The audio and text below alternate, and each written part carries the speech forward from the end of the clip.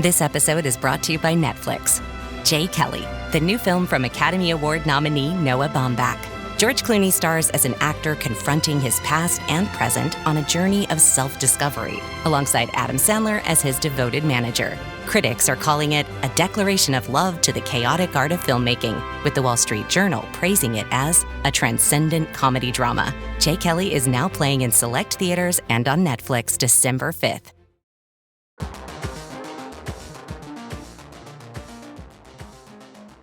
Hey there, this is Wythe Marshall from the Stillfleet Studio. We put together a little podcast called Why We Roll, and now we're very proud to be part of the network Podderation. So if you're listening to one of Podderation's other great shows, and you're interested in TTRPGs specifically, that's tabletop role-playing games, you might be interested in our show. Why We Roll is all about how you make TTRPGs, what makes them fun, different kinds of stories you can tell with TTRPGs, and even the business, so the practical advice side. So if any of that sounds appealing, whether you're a GM, you want to design your homebrew game, or you're interested in getting in the industry, why don't you head over to Why We Roll, check us out. We really, really appreciate it, and keep making awesome stuff.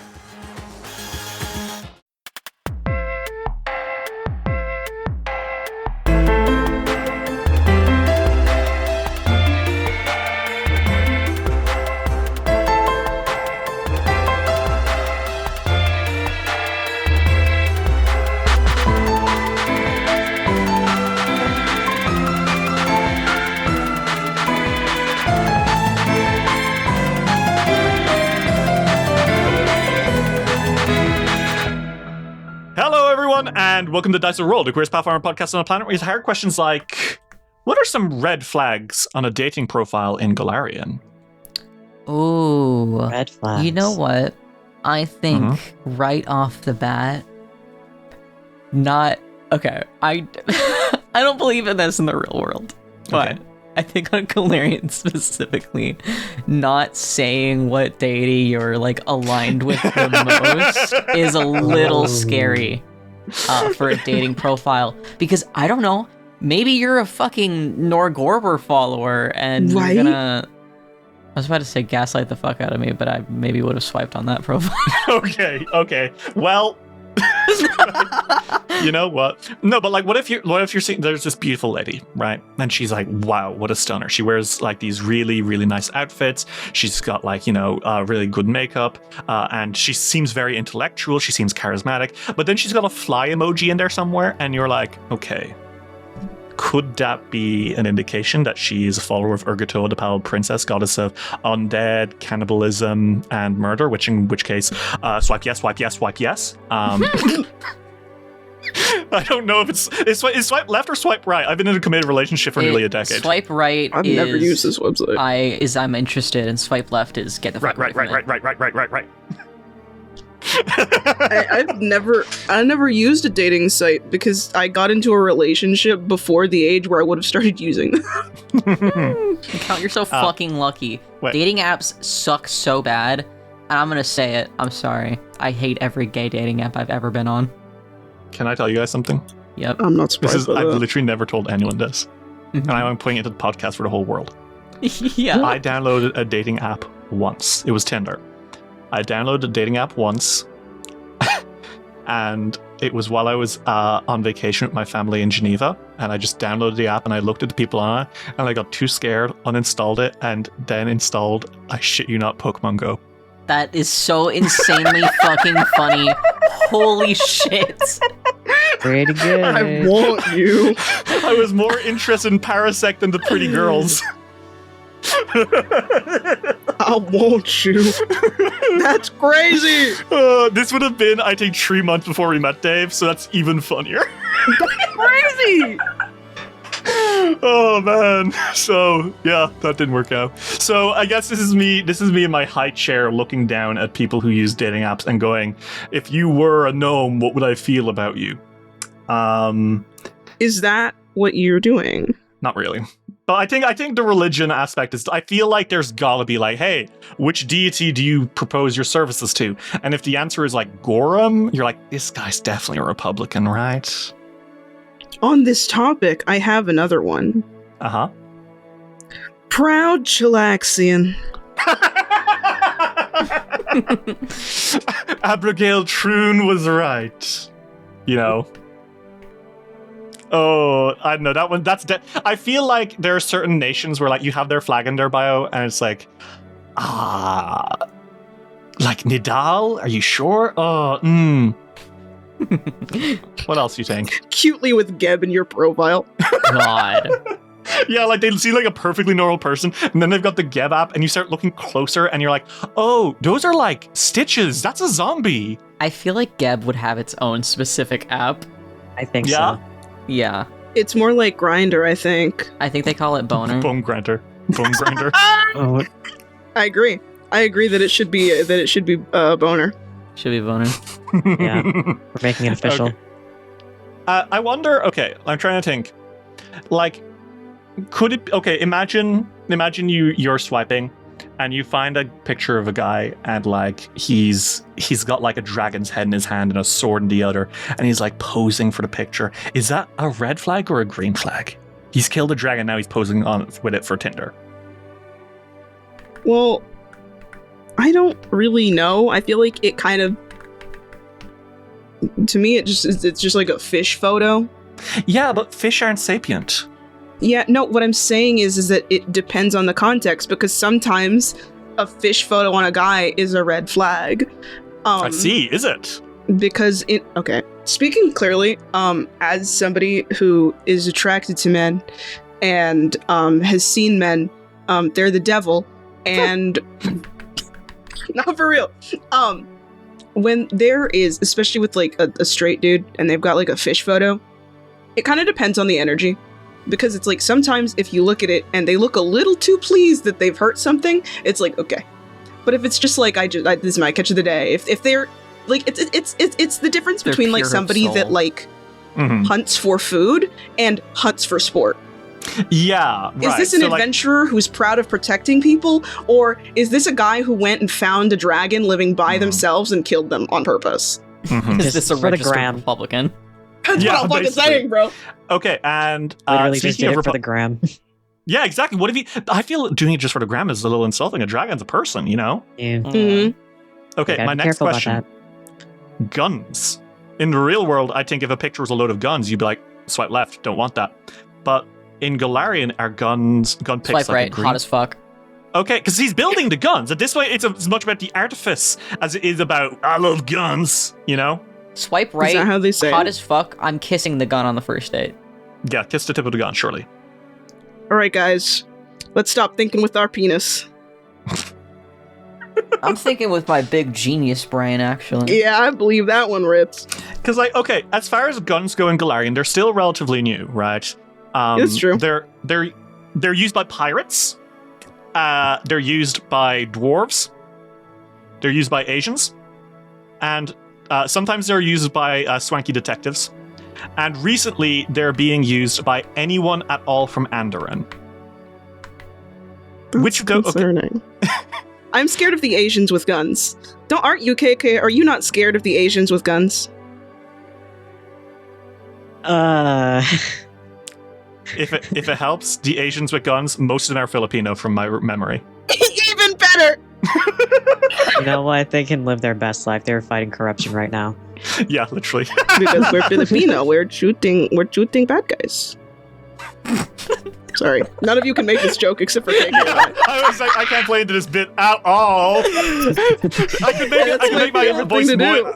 can make my voice more Irish if it's funny. Fuck. It's always funny to me. And I'm trying to think of any other red flags and see if they still count Galarian. Because I feel like the people who have access to guns, only pirates are really a red flag Okay. immediately. A black flag, more like. Here's another. Here's Here's another red flag. Okay. Mm-hmm. And I think that this is especially true in places like Cheliax, being like very visibly nobility. Yup. True. Like, okay, Yup. I understand seeking a sugar daddy or a sugar mommy. Of course. But Yeah. you don't know how close a motherfucker is to the Thrune bloodline. I think because look, just like in real life, right? Nobles, or I feel like swiping on a noble on Galarian Tinder is going to be similar in some way to swiping on a tech guy on real Tinder, right? Yes. It's possible that they're rich and benevolent and that they'll take good care of you. It's also possible that they are in Satan. communion. They are in communion with powerful artifacts that are controlling their every whim and will ultimately lead to the end of the world as we know it. In Galarian, it could be scary orb of destruction, and in the real world, it could be ChatGPT. Laugh at my joke! I was laughing. I was literally actively laughing. I didn't hear you. I was really hoping no one would. 'Cause I had that shit ready to go. You are ready with violence and hatred. I'm really sorry if I startled any of you. I'm so sorry. No, you're fine. You're fine. That's the funniest fucking thing I've heard today. I'm sorry. You sounded like you had a gun to your forehead. Oh. Yeah, and that one Peaky Blinders gif. Is it Peaky Blinders? I don't know. It's Cillian Murphy, I'm pretty sure. Fucking no. Anyway. By the way, fellas. Oh, yeah? I got nervous at my tone. I wasn't trying to be mean to you as before when I was making a joke about you liking guns. It was like I sounded mean. I didn't like that. I have to apologize to him or I'm gonna kill myself. You're fine. Let's kiss, Ritz. Okay, I kiss you full time. Long distance kiss. Him. Would we like to play some Pathfinder? Yes. Yeah. Okay. When we last left our adventures in the Abomination vaults, our heroes returned from Otari after taking some time to relax, all while Lady's Whisper was unaware that they were not still within the challenge. When they returned, they came face to face with some magma scorpions, immediately shut the door in their face and said fuck that noise, and continued upwards in search of the devouring chamber. They found themselves in a strange torture chamber with many green crystal balls around. Our heroes quickly realized that these balls contained human souls. They set about destroying them to release the souls, only for many alchemical constructs to pull out from the walls with their sinister needlers and start trying to stab you and stuff. You were able to overcome them and destroy the crystal balls before entering the devouring chamber proper and finding several powerful will-o-wisps who told you your task. Destroy the souls within and let them free. When you told them, hey, we already did that shit, they left, and you were able to continue to the second test. The challenge of despair. The test was a simple one. Walk down a corridor of memories. Here, Ulrich, Silk, and Fiore remembered the many good times they had on their adventures and were tempted into staying here. In fact, Silk almost was lost to the smoke, as he often is. Brother, You're calling him are you saying it's he been smokes such weed, a long time or? since we've made a weed joke with Silk. You then continued into the path of failure and saw many of the times you failed and were predictably a little fucked up by it. You were able to recuperate in the Chamber of Reflection before meeting Lady's Whisper again, who now guides you to the final challenge of the tests of Nhimbaloth. The challenge of the swamp. The challenge is simple. Enter into the realm of Voidbracken and find your way out. After making your way through a series of valves, you now found yourself standing within a terrible new realm. And fellas, I think that's where we're going to start the session. Sound good? Okay. Yeah, that sounds pretty good. Okay. Well. Ulrich, Fiore, and Silk. The three of you are not doing well. Your heads hurt. Your souls hurt. And you just came out from a very emotionally damaging set of trials. It is no surprise that you're not feeling well. presently, you are crawling through a set of metal tubes, which will lead you, supposedly, directly into a captured part of the realm of Voidbracken. How are you all doing as you make your way through? Silk and Ulrich, the two of you are making your way through one pipe, and Fiore, you're making your way through the other. This is the last test before you finally come up against Belcorra herself.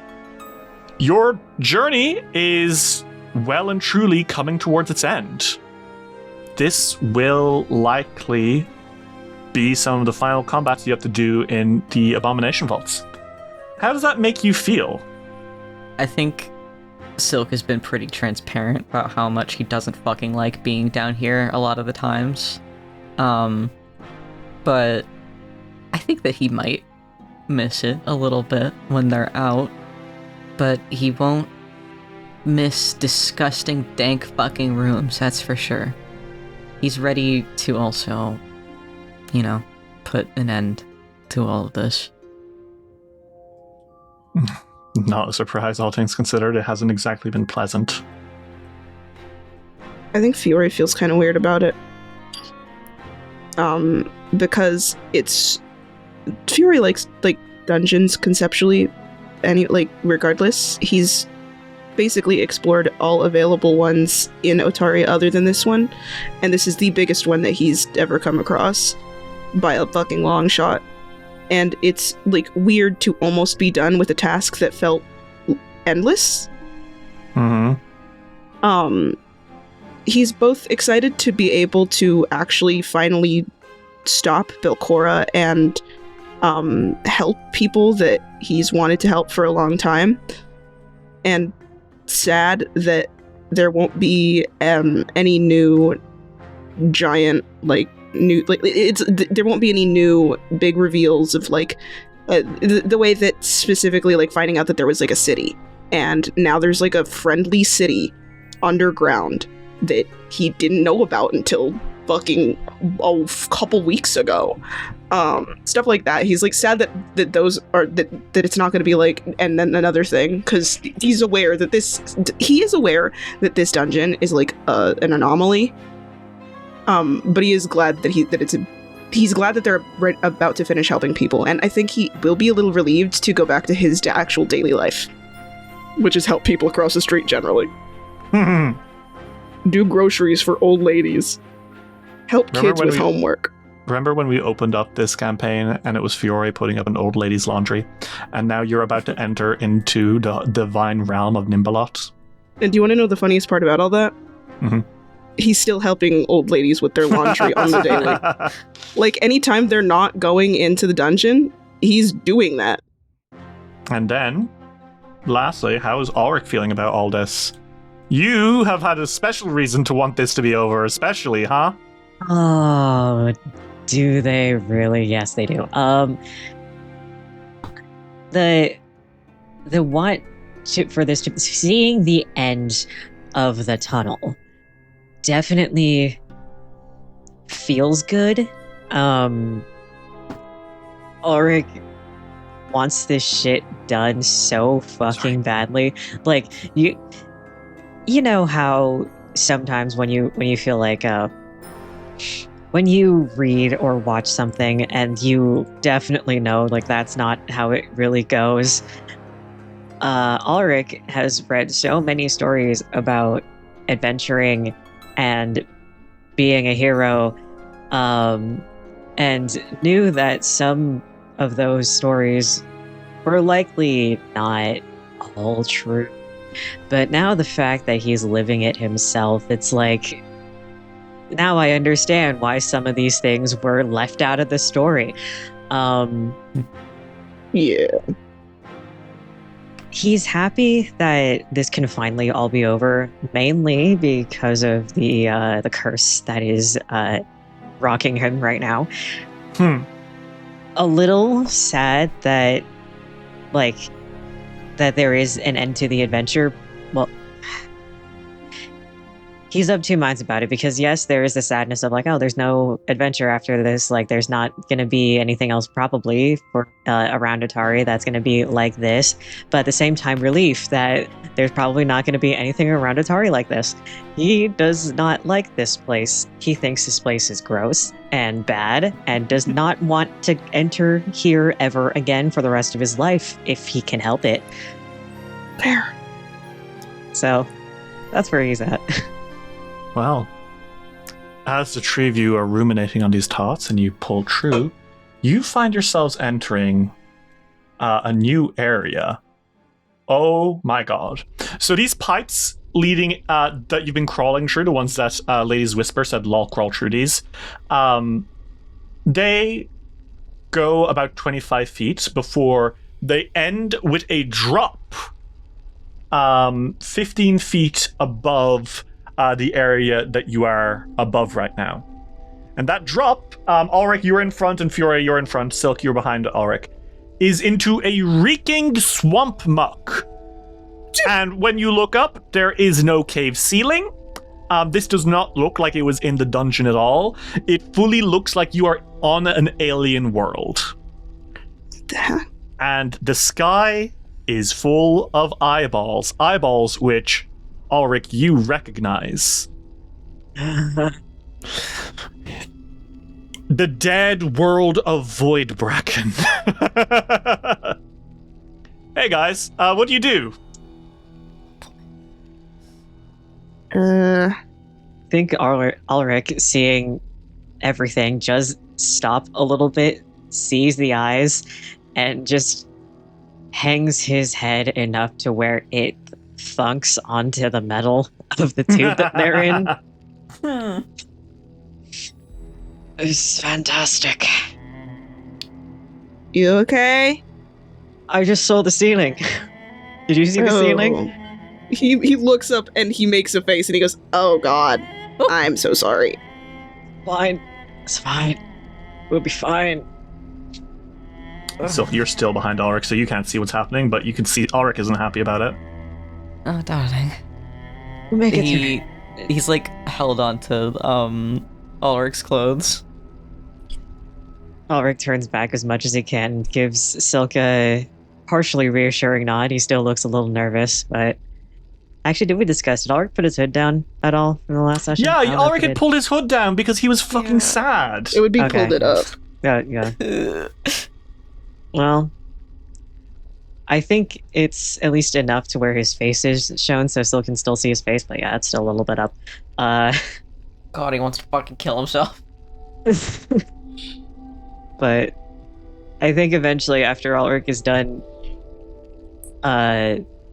being unhappy of their situation, he gets out of the tube and helps Silk, so Silk can see everything that he was not happy about. Oh my god. I will also say, Ulrich, you're starting to feel even worse somehow. In fact, you all don't feel great. Could you all make me a will save? Man, fuck you. God damn it. Okay, so Silk, you pass. Ulrich and Fiore, you don't. So hey, you are in a fraction of Voidbracken, and turns out looking up at the sky is as good a thing to infect you with her curse one way or another.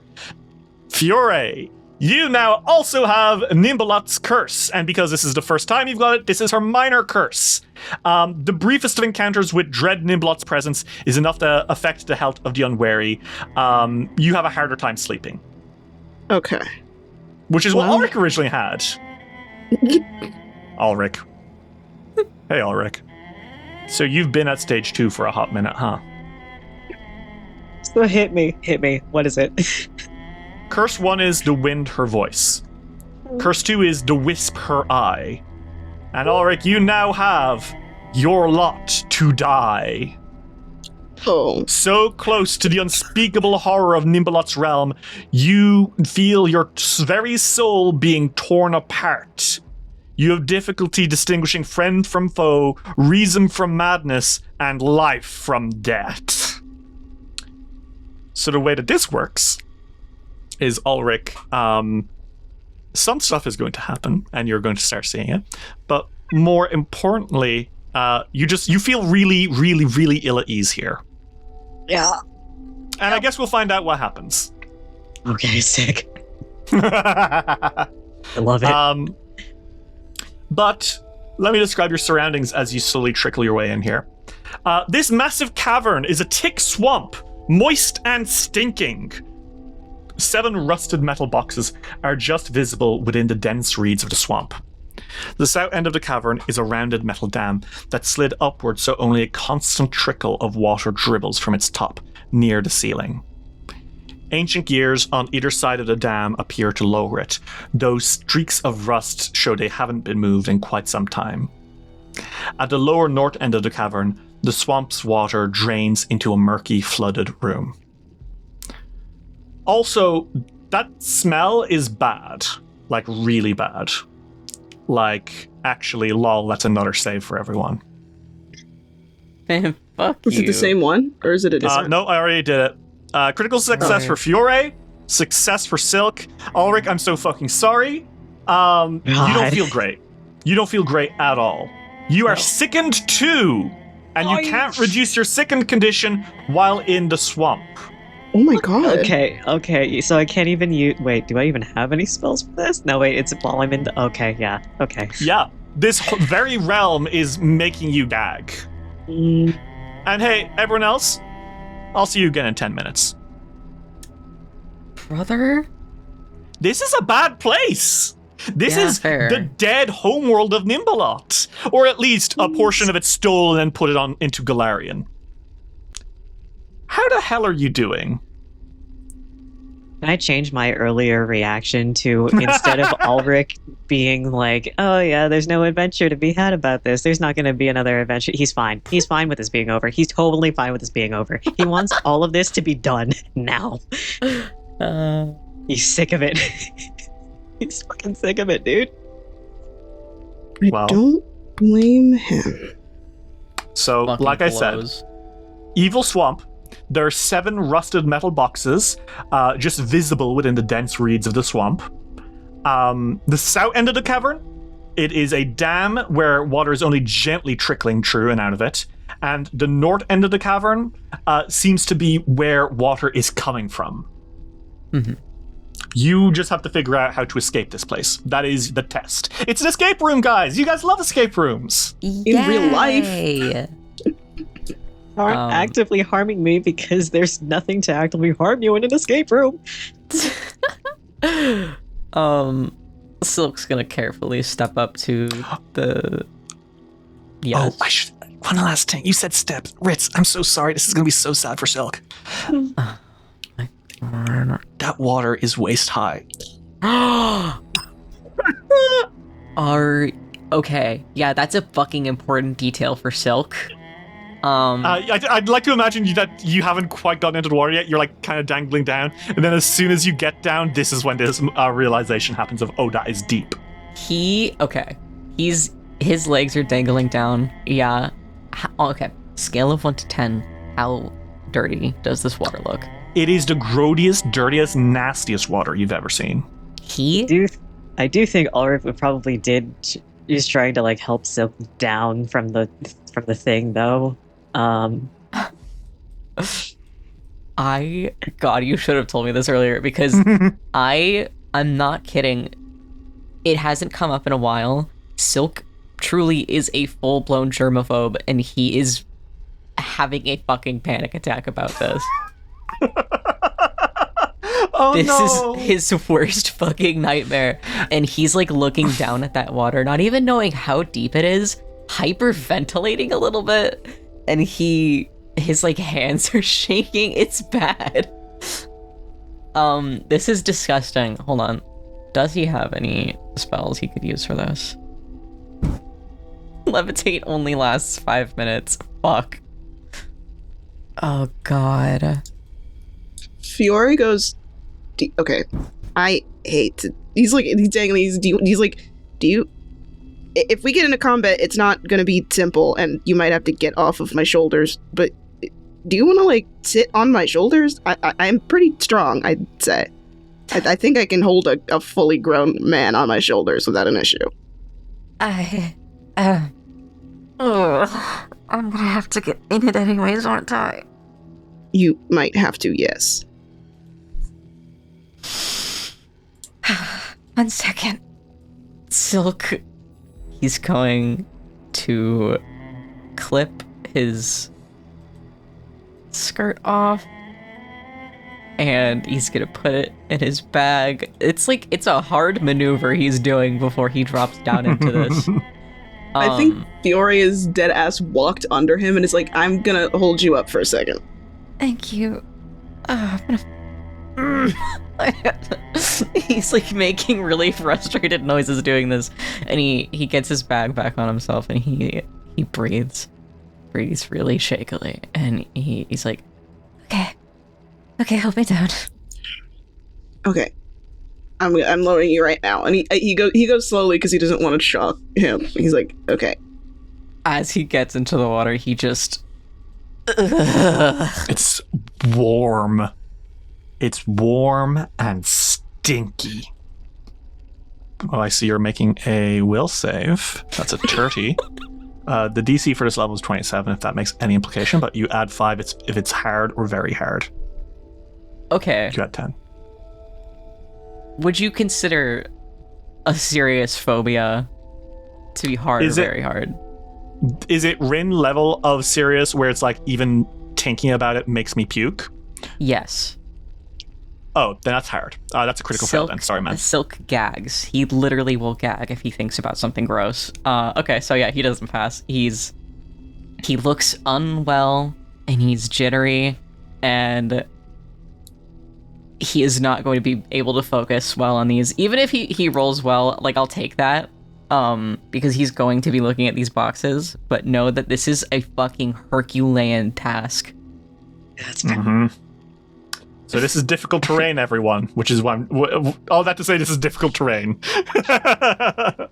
Oh, man. Fiore is like, ew, it's gross, but his opinion of it is it's whatever. This is not the worst of this. Well, what now? Because, yes, big strange room with strange boxes. Well, can I look at them? Yeah. Do you approach the strange metal boxes? I approach the strange metal boxes with all the courage I have in my weak little elf heart. You poor bastard, sorry. I feel like you keep throwing wet water on you guys.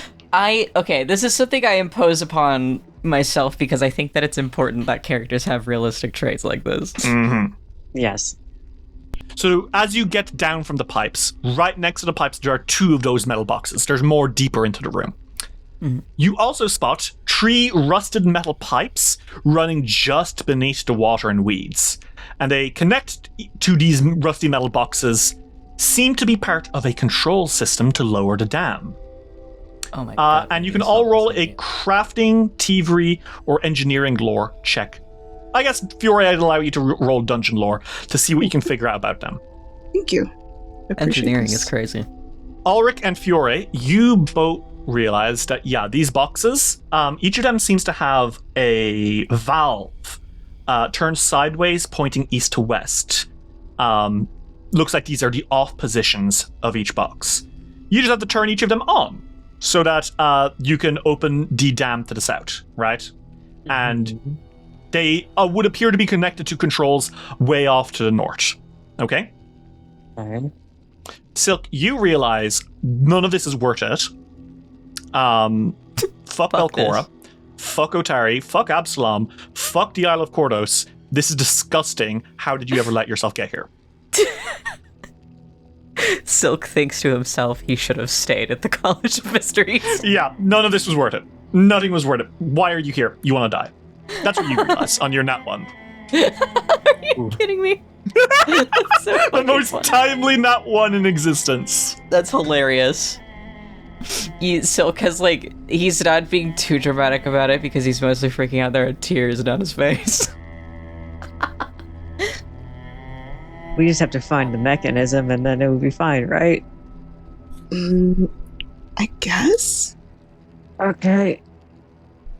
Ulrich, see anything in the distance that might help?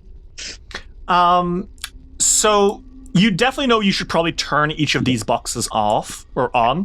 Okay. But you can see there are 2 here next to you. There's a couple more up north in these like big swampy seaweed masses up to the north. I don't know what to call it. Reeds. There's stuff up there. There's more boxes there. And then the tunnel kind of goes a long way up to the north. You can't really see anything. The area is kind of toxic, so your visibility is limited by the clouds. But you estimate that those pipes you see kind of going through the water lead all the way up into the north. That north chamber that's just out of sight. We may need to continue further north to figure this puzzle out. He's looking at Silk, worried. I think so too.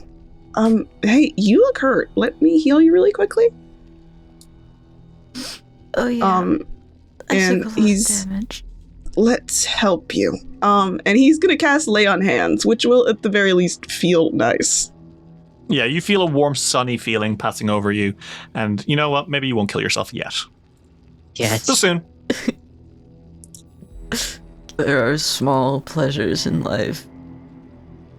Silk does. He closes his eyes. He looks better for like a split second. Let's keep moving and figure out what to do from here. So we have these 2 here where we're standing, and then there's another 2 just further north, and I think there's more. Yeah, I can further north see than that. there's 1, 2, and then 3 more. And then there's another, I can see another room or another area behind it, but I can also see pipes ahead, presumably attached to the rooms we were in. There were weird pipe sections in all those. Yes. Let's check those boxes as well. Okay. Ooh. So do you flip the 2 boxes near you and kind of turn them on instead of off? Yes. Yeah. Okay. Clunk, clunk. So those valves are now activated. Nothing happens yet because the valves up further are holding off the water pressure from going down the dam. So step 1 done. Okay. There's more. 2 more here. They seem to be really covered in like algae, I guess it is. Lots of algae. Yeah, where you're stepping, Silk, for what it's worth, it's so thick that's almost difficult. Some of the algae like comes out from the water, like in nearly a mountain of it. It's not that bad. Grow. No, it's not. You're actually feeling kind of okay. What? Wait, what? Could you make me a will save? Dairy. Private. Actually, all of you probably need to make me a will save. Okay. Good lord, okay. Fuck, kill yourself. 28. Okay. 32. Ooh, that was almost a nat 20. That's a 20. Okay. So Fiore and Silk. Fiore and Silk, the 2 of you, we kind of inhale, and the toxic air feels ever so slightly less shitty over here. Ulrich, wow, you actually feel really relaxed right now. That's great. Dude. You're almost distracted by it. Fiore, what are you doing with the box? I think is it in the same position that the other boxes were before? Mm-hmm. He's going to turn them the same way then, I think. Okay. Can you Like make me to a the lag new- check? There's a lot of algae on it. Yeah, that's fine. I'm so fucking scared right now. 31. Okay, you get one of the boxes. Silk and Ulrich, you don't think are going to be much help because Silk is scared as shit looking, and also Ulrich seems to be trying to hug the algae pile. What?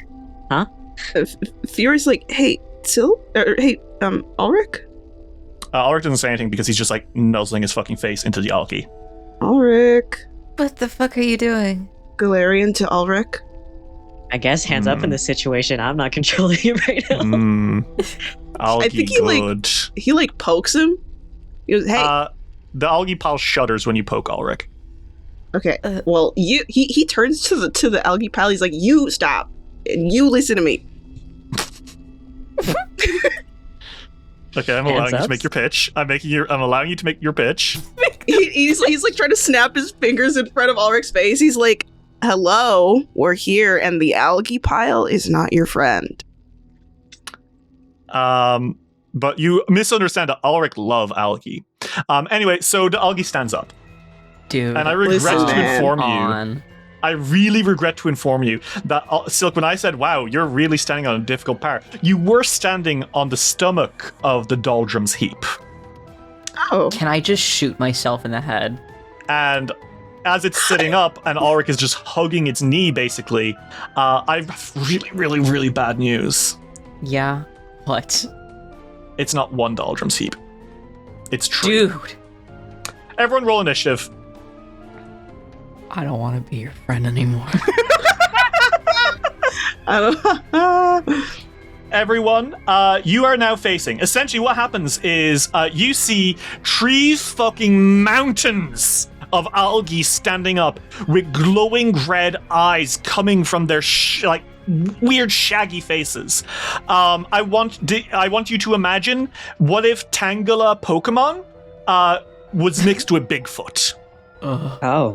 These are size-huge monsters made of tangling vines, creepers, and algae, and they are emerging from the water, staring down at you and gurgling. And Ulrich is completely and utterly fascinated with these things. So that's bad. We're going to start initiative. I guess no buffs, guys. Sorry. Silk, it's your turn. So you're standing on this thing. That's fantastic.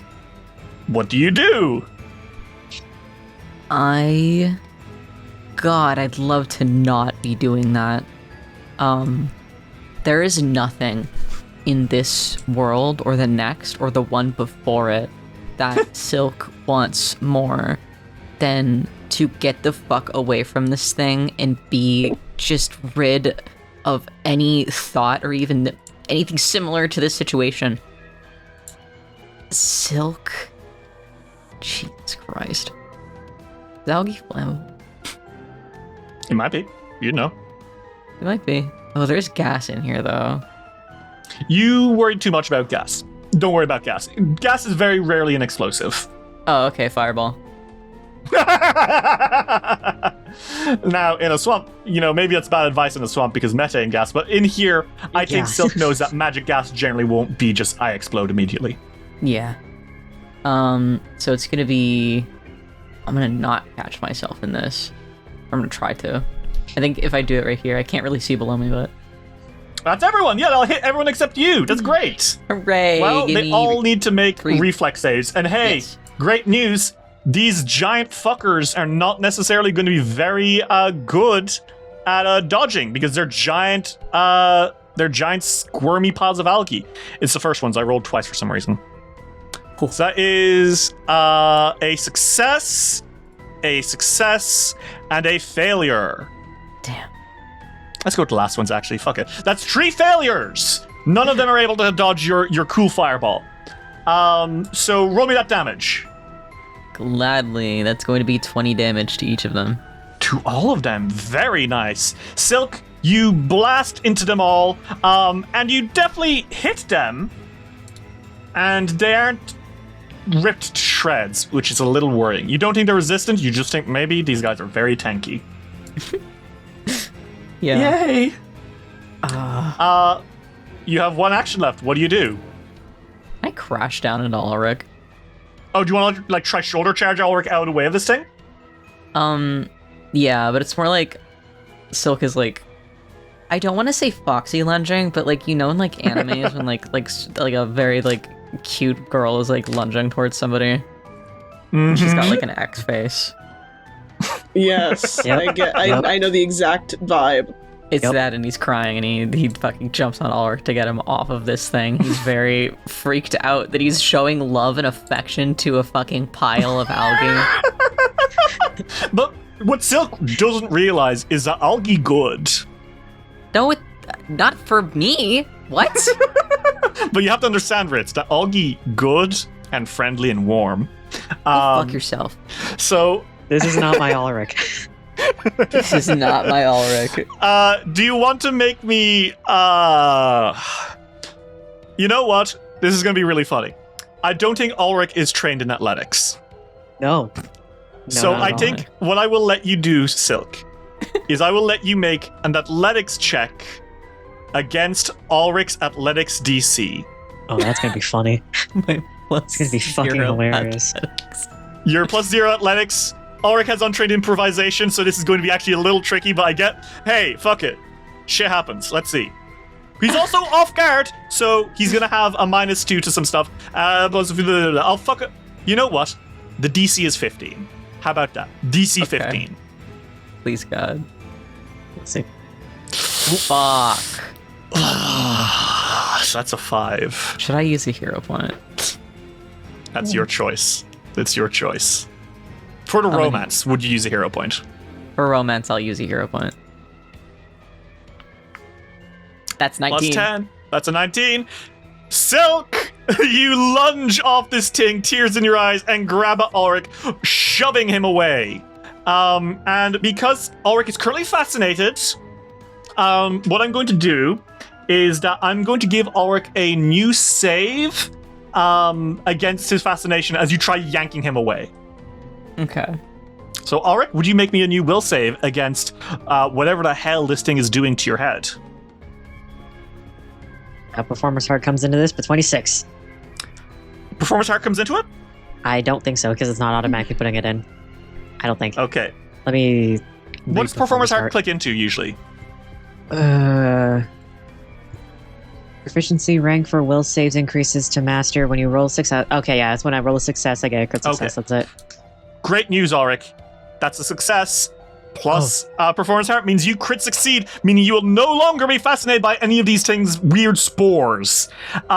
Silk pulls you back, and your eyes kind of blur and then unblur, and then you see, wait a second, you don't give a shit about Algae. Looks around, looks down at his shirt and like the front of his person is like, what the fuck? Silk, So you, he's like grabbed on him going, snap the fuck out of it! I'm snapped. I'm back. I'm sorry. That was weird even for me. that's really funny, sorry. Okay. So that means that, Ulrich, it is actually your turn now. Okay. So the giant creature in front of you, the doldrums heap, you don't know much about it. All you know is that this is a terrifying plant monster and it wants to kill you. And also, you only just faded back into reality. You blanked out when you started approaching the boxes. Okay.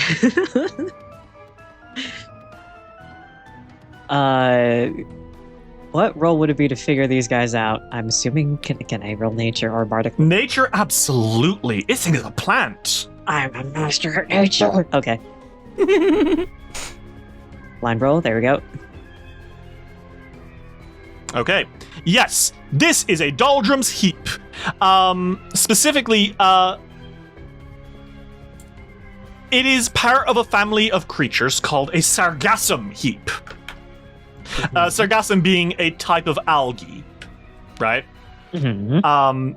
It is a semi-intelligent mass of seaweed that floats through the ocean, kind of letting out hallucinogenic spores. Those affected by the spores are drawn towards the heap, envisioning their heart's desire.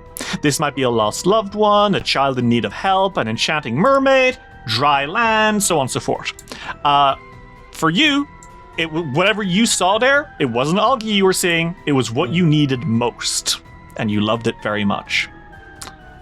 Once prey is close enough, the sargassum heap will generally lash out and grab you. And that's usually bad, right? Sargassum heaps are bad. Doldrums heaps are worse. Oh, fantastic. Because the sargassum heap, when it gets too large, it'll kind of split up. And, become more. That's how they reproduce. More algae gets brought on, more and more becomes part of the sargassum heap. Then the sargassum heap splits into 2, and now it's 2 sargassum heaps, right? Okay. Sometimes they don't do that. Sometimes they grow indefinitely. And doldrum heaps can tangle and immobilize ships, tearing them apart and feasting on hapless passengers. Okay.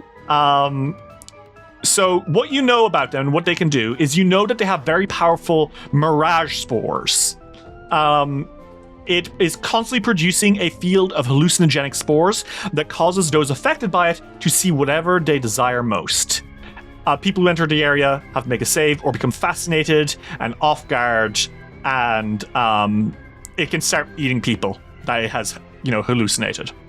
It also will try to grab multiple people at a time and draw them in closer and then start crushing them in seaweed. Or in this case, swamp algae. You know as well, this is the last thing I'll give you, that its worst save is its will. It has a very poor will save. Okay. So that's what you've got. You got 2 actions left. What do you do? These things are semi-intelligent. Go for the mind. No buff currently. We're going for a stagnate time. Woo! Okay, put down the spot as time starts to ripple and churn around the Sargassum heaps. Trying to not get me into this. Alright, I think that's just about the edge of it, so right here. They are all in it, so they all need a will save. Okay, so let's see. Will save for the boy closest to you. That is going to be a critical failure. Holy shit. Load 2. Oh, wow. Then for the boy in the middle, that's a failure by 1. Okay. And for the boy in the very So back, 1. that is just a success. Ooh, okay. Because you are so, sickened. Yeah, so from top to bottom, unaffected, slowed 1, and slowed 2. Nice. Okay. Like I said, time is rippling weirdly here, and the closer that they are to you, the slower they become. Awesome stuff. Okay. And is that your turn? Yes. Okay. It is now the Sargassum heap closest to you, the one that was most recently messing with you all. It only has 1 action, and what it's going to do is it is going to reach out and grab at you, Ulrich. Its tendrils slurp out, and that's going to be a 36 to hit, which is a hit. I hit. And you are going to take 21 bludgeoning damage. And normally it tried to grab you, but it's slowed too, so it can't. And that is going to be its turn. Next in the order is going to be the Sargassum heap furthest in the back. Well, Doldrum's heap. And I think it's not really able to get you guys right now, because like you mentioned, it is kind of a bottleneck right now. So he can't get into the middle until stupid ass here in the middle gets out of the way. Stupid ass. But he's only got 1 action, so he can't do much. Which means he's not really able to do much. You're out of range for all his powers. He can't really do much. So he's going to stand in the back groaning. And I think that might also be what the other guy in the back has to do. Yeah, that's what they both do. Cool. Because I was going to make this guy move out of the way, but no, slowed 1. Fiore, it's your turn. Action economy. Fuck my action economy. Fiore, it is your turn. Big, horrible creature. What do you do? I think that there's a guy in front of me. Mm-hmm. This is correct. Good observation. Thank you. And I don't want there to be a guy in front of me, so I'm gonna deal with him the only way that I know how. With a beautiful sword. I hate thinking about things to do, so I hit people with sword. Isn't that beautiful? That's God bless America. beautiful. God bless America. It is my right to not want to think. True. I'm going to smite, I think. You at 14 when you saw me playing Project Diva. No, for real. God. And it was like that forever. Okay, I'm gonna smite this beautiful, beautiful algae creature of love and joy. Okay. And then I'm gonna hit him with love and joy, and also sword, and I don't know what what Steel. material? Is it steel right now? Yeah, your sword's made of steel right now. Okay. My life is awesome. 35. I'll let you know, Fiore. You crit insanely hard because this thing has an AC of 14. Is it immune to crit damage? Yes. I assumed if it's like that, it's like an ooze. Yeah, it's basically, it's not an ooze, but it's got the ooze trick of I have no AC and I hate all crits. Well, I'll do damage to it. Okay. 13 damage. A little more than that. Oh. 23 damage because you cleave true to plants. It has a Slay. weakness. I love swords. I love slashing damage. I'm gonna do it again because you said it was Oh yeah, this thing has Hi. basically no AC. You cut through it, you see it's not moving, and you're like, oh, okay. You could just... Here's a hint. You could just mow this guy down. well, Kill. Another hit. Roll me that damage. Murder. 13 more damage. 23, That's I assume. 26 total. You got one more action. What do you do? Actually, don't, because I smote it. Oh, damn. Okay, cool. Well, you hit him. Okay. Fiore, that's your turn. So everyone, you know that slashing damage makes these guys hate it. Silk, it is your turn. So, bad will save, right? Bad will save. The one holding Ulrich. Fucking with him anyways. Yeah. I would like you to give me a will save, please. I'm casting Vision of Death. Ay, ay, ay. Okay.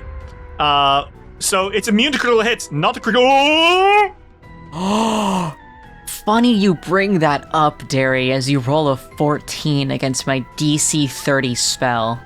Ooh. So I also rolled a nat 1, you'll be glad to know. That's beautiful.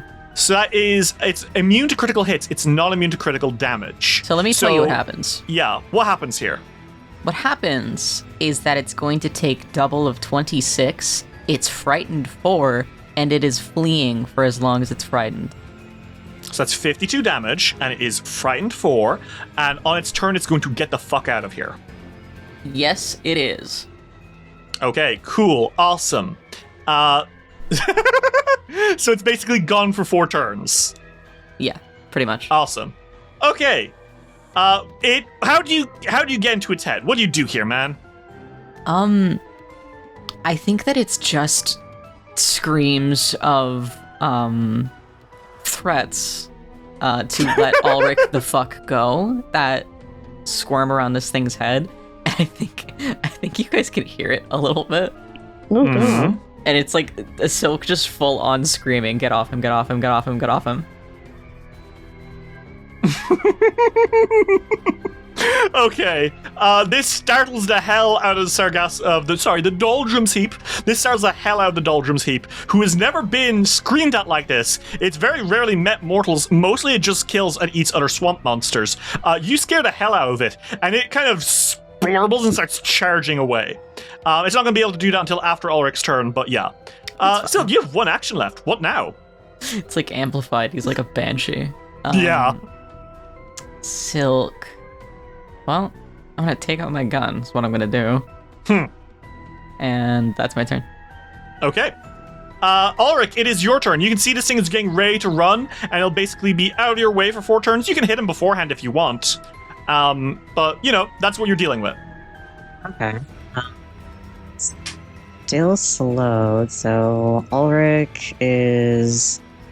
I think Ulrich is going to go for a Fortismo Composition Courageous Anthem. Mm-hmm.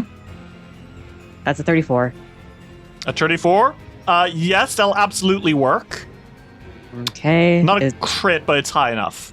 Okay, so that would be a +2 to the Fortismo Composition, or that's a +2 to the Courageous Anthem.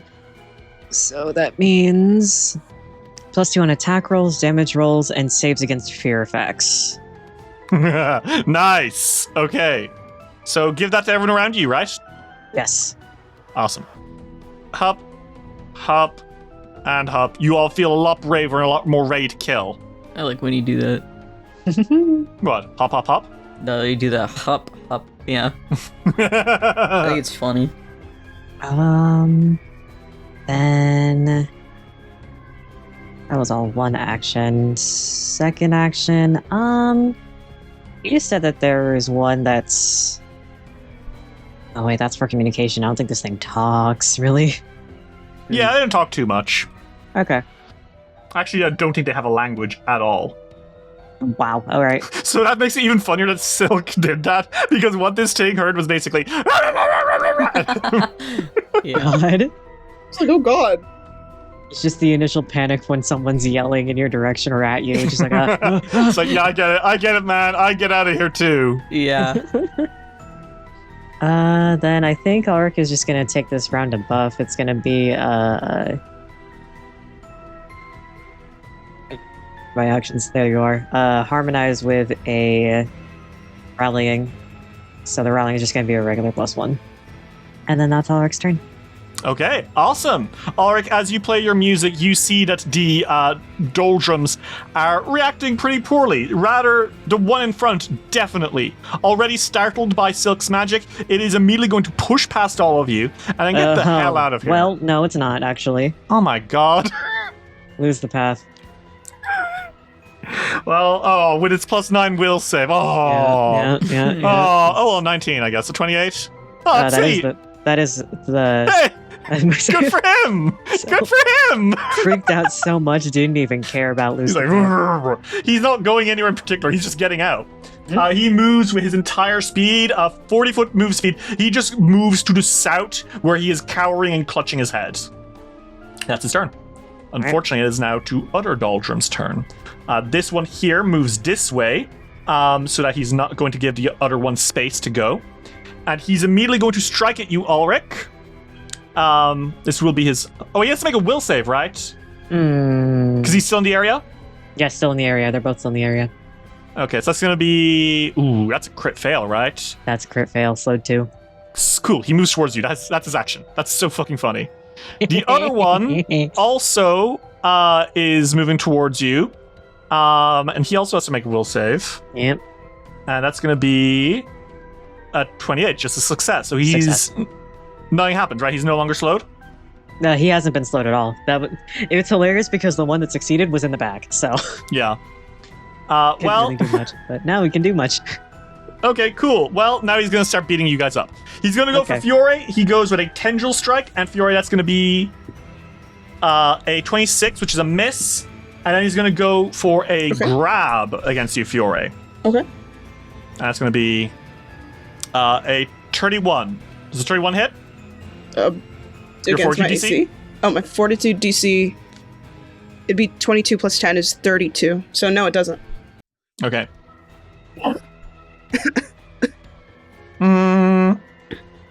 Okay, cool. And that's his turn. Fiore, it's your turn.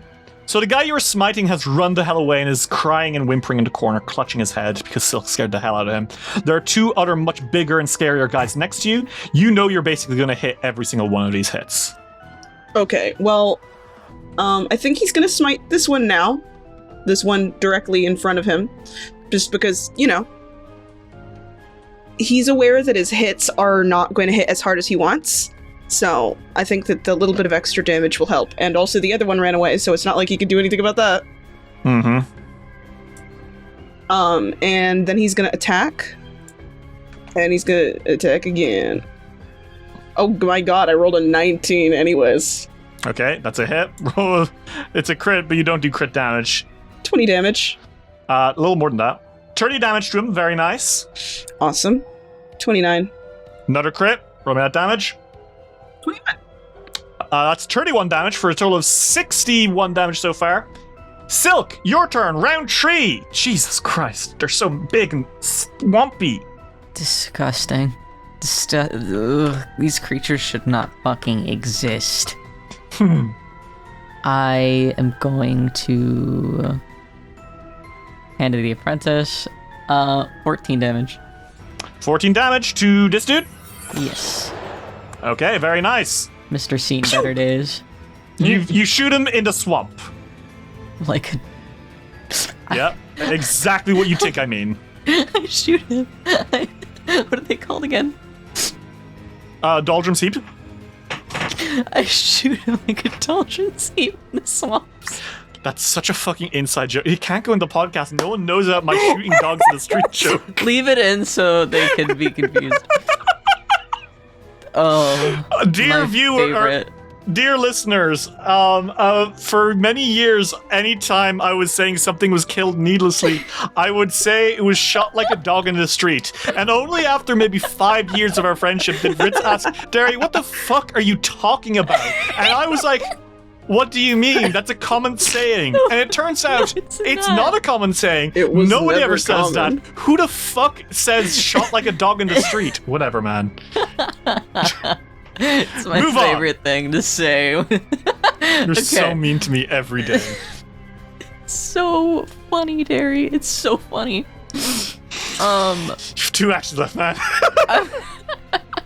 I'm going to use 2 action force barrage to heat. Whoa. It'll be 18 damage. Very nice. He takes all of it. Bam, bam, bam, bam. Missiles explode out of your gun, blast into the doldrum's heat as it kind of churns. Ulrich, your turn. Holy shit. Alright, well, got a hit for the songs, so Ulrich is going to... I mean, you're not going to miss, let's be honest. Well, here's hoping. Image. I will say, you know that they are weak to slashing, so if you pull out your knife later, you can. Oh, yeah, that is true. You could spend an extra action to pull the knife out of your boot and slash these guys. That's true. I think I might do that. I just have to open up my sheet because my knife is not in my thing. I do. Yes, I do. You spend an action to draw your dagger, and you start cutting through these motherfuckers. So, roll me that damage and slash him. That was a crit with the dagger. Crit with a dagger. He's immune to crit hits, just not crit fails. But at the same time, nice. Got him. Roll me that damage. 5 damage. Make that 15! Yippee! You cut through the mossy growth right in front of you. Boot dagger. I didn't expect the boot dagger to make any appearance. It was literally just for flavor. And now it's being used in one of the final episodes of the campaign. It's been used multiple times. Also, you're right. It's great. I love that boot dagger. Boot dagger, go! Ulrich, you have 1 action left. That is sustaining one of the songs. You can sustain both if you so choose. I will sustain both by using the boot dagger again. Boot dagger, go! Oh wait, that means that I actually use my... It's okay, I'll just do that again. 26. Fantastic work. Okay, roll me that damage. 5 damage again. 15 damage, that's I guess. 30 damage total. Not too bad. You cut and weave through these monsters, and you now have both those things still going. So throw down Courageous Anthem and the other one. Yep. Rotting Anthem. No more Phantasmal Composition, but that is okay. Totally fine. Okay. Does everyone have Temboat? Yes, they do. Awesome. Okay. Well, it is the Doldrum's Heap's turn. The Doldrum Heap to the south is still frightened and fleeing, so he's just burying himself against a wall, scratching against it. But the two fighting you, this one nearest Fiore brings down a big meaty hand and tries to... Well, I guess that's to make will save to see if it's still... Because your boat is still in the area. That is a 25. It is slowed 1, right? Yes. Okay, so it's going to try to grab at Fiore, make a tendril strike. And that is going to be a miss against you, Fiore. Missed by 1 because of Rallying Anthem! No! Thank you. I love my buffs. Okay, well, now we're going to try... He's going to try grapple you anyway. And Fiore, does a 31 beat... It does not beat your thing. No. That's what happened last time. Awesome. The second one also has to make a will save because he is also slowed. Or he's also still in the area. A 30. That passes, right? That passes. It's 28. Okay. He's no longer slowed. So what he's going to do is he's going to slam at you, Ulrich. Okay. Is a 27 to hit, which is a miss by 2. Sucks for him. He tries again. Ugh. He got a nat goddamn 1. And that's going to be off balance. You are slowed too until the end of your next turn. Dude. If the spell's not going to get him, he's so his own worst enemy.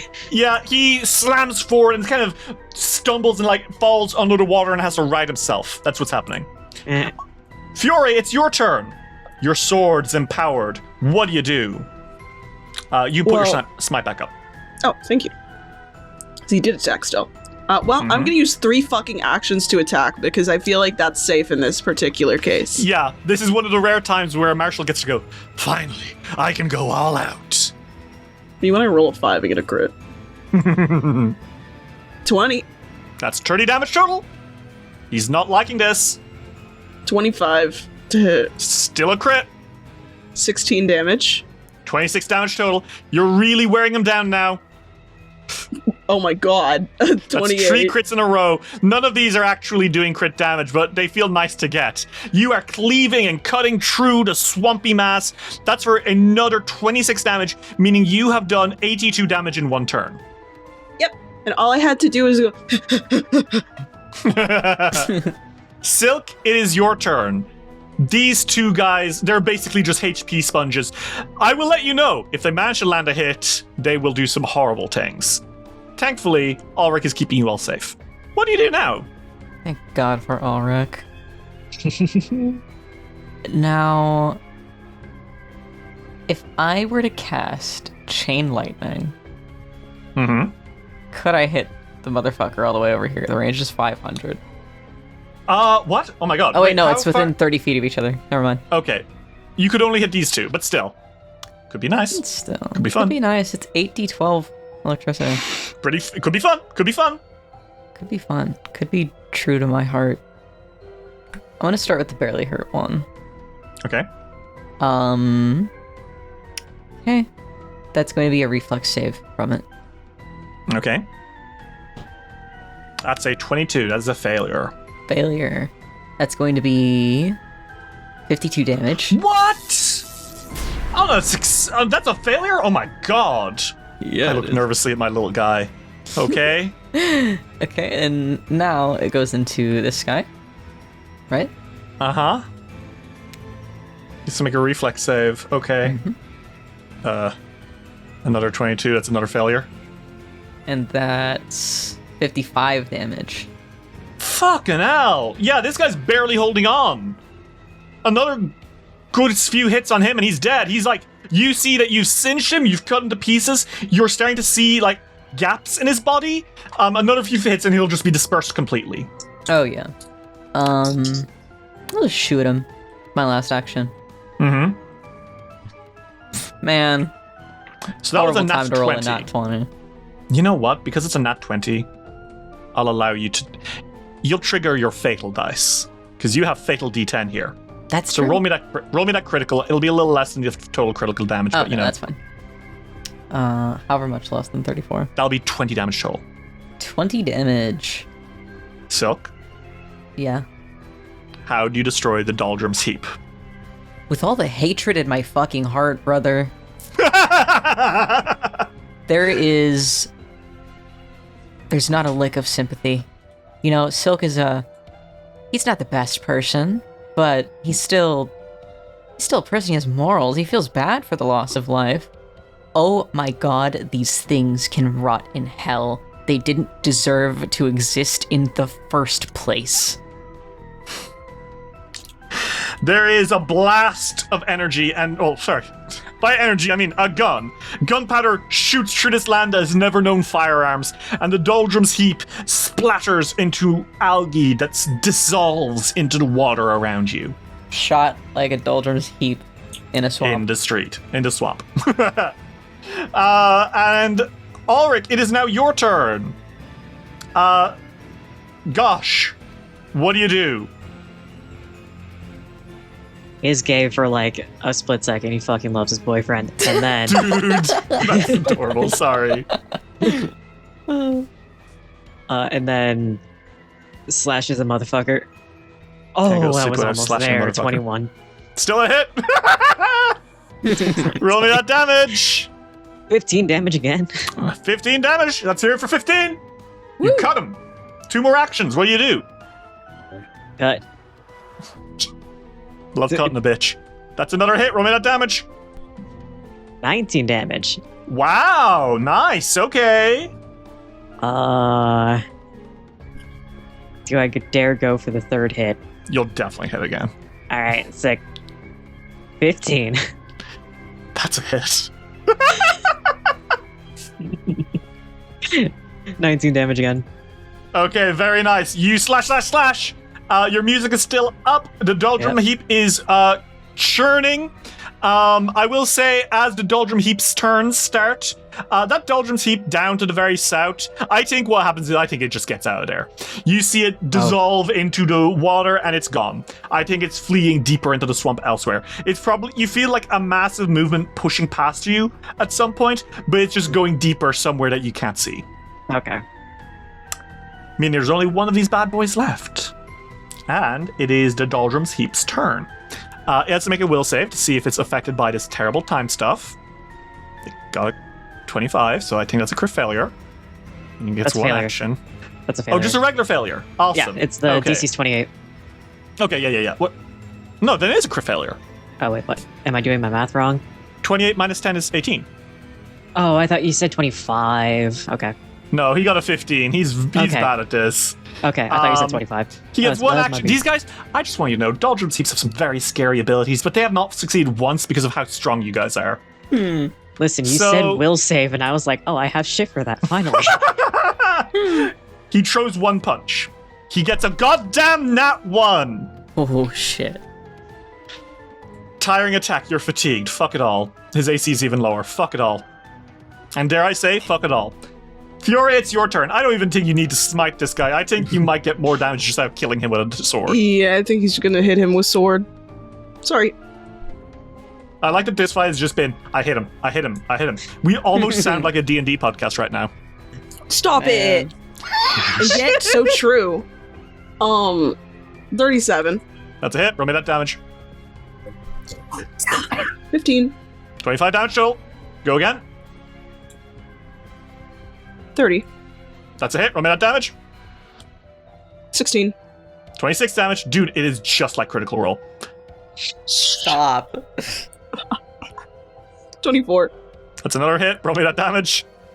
14. 24 damage. Fury Sunchaser, how do you destroy the Doldrum's Heap? I think that he is, like the image of somebody like going through the jungle and they're like cutting the vines and whatever. I think that it's him doing that, and then he goes, "Oh!" when he realizes that he's just cut through it. Nice. And just like that, the Doldrum's Heap collapses, twitches, and moves no more, rotting away into nothing. Dice Will Roll will return after these messages. Listen for just a moment, adventurer. Do you hear that? That is the sound of an alchemist's lab, an immersive soundscape by Tabletone Audio. Tabletone is a mobile tabletop RPG audio app that makes it easy to create high-quality immersive soundscapes for your gaming sessions and control the mood with the flick of a switch. It's a cutting-edge tool that brings TTRPG adventures to life through adaptive, dynamic soundscapes. With Tabletone, game masters can blend music, ambient sounds, and sound effects in real time to match any scenario, from tranquil tavern scenes to epic boss battles, all at the touch of a button. Best of all, Tabletone contains 100% human-made audio with no AI involved anywhere. You know that here at Dice Will Roll, soundscaping is a big deal to us. Whether it's a battle against the grimy denizens of the laboratory or the quiet swamps of the Fogfen, immersive audio is incredibly important to our stories. And if you download the Tabletone audio app, you can have a world of sound at your fingertips. Try the app for free to experience an enormous and growing library of sounds, and use promo code TONE30 for 30% off the first 3 months of your subscription. It's phenomenally easy to use, it's already on every app store, and you can expect to become a world-class Dragon Slayer like me with merely the touch of a button. Whoa! Sorry. Once again, that's Tabletone Audio with promo code TONE30 for 30% off your first 3 months. Keep it rolling, everyone.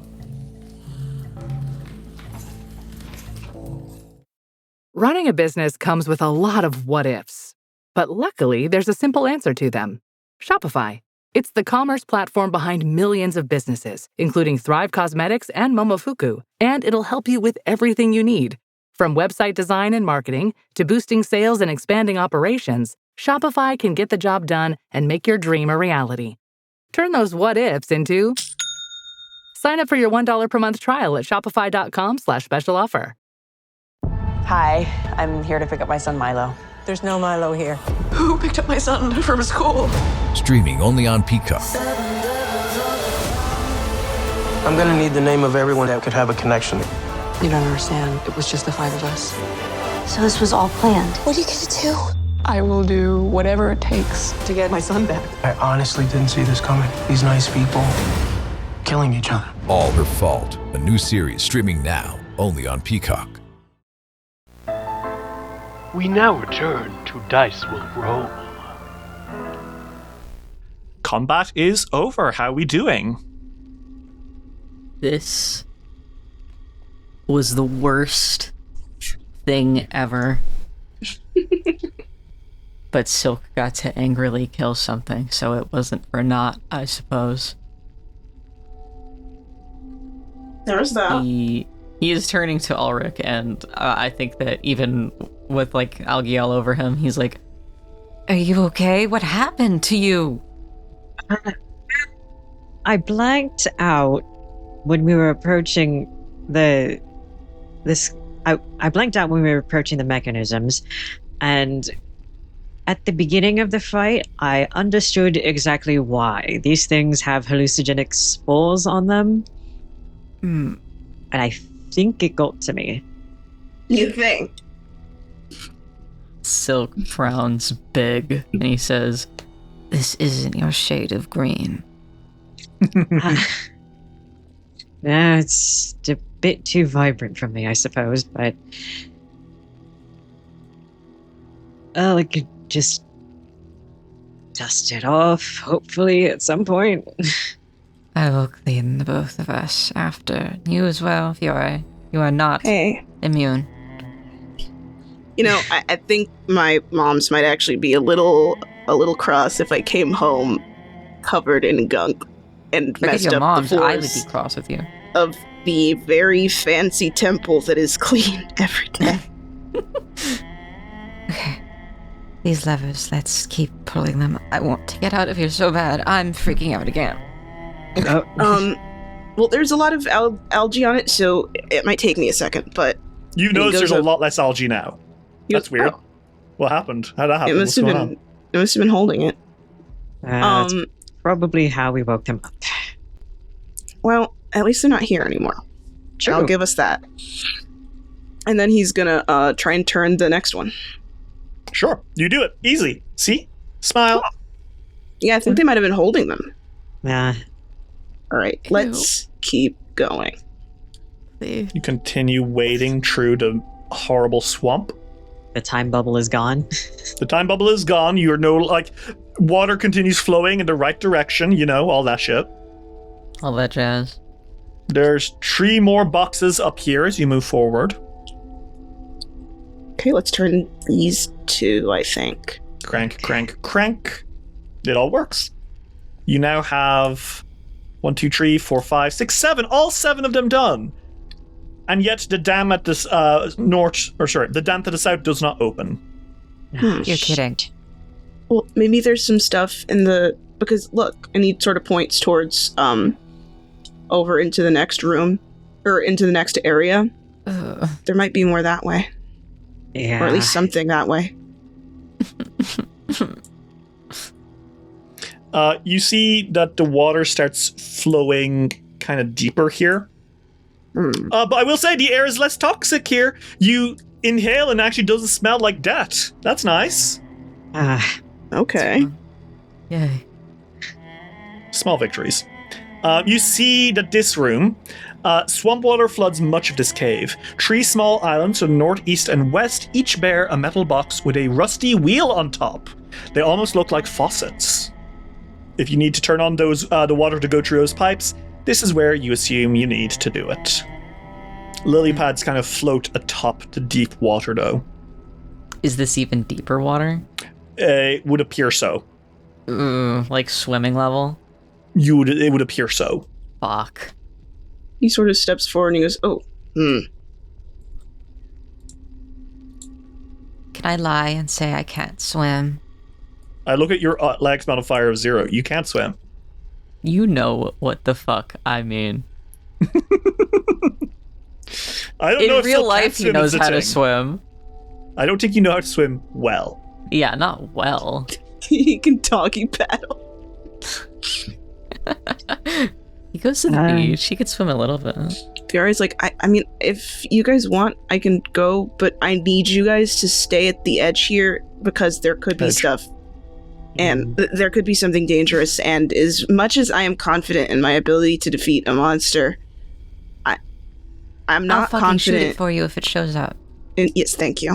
I don't mind trying to turn these, though we should be kind of careful because I'm also a little worried about like cranking the last one or something while we're in the water. Maybe we could get to one of them and then I can go to the other ones? Okay. Just so that we're up on the land.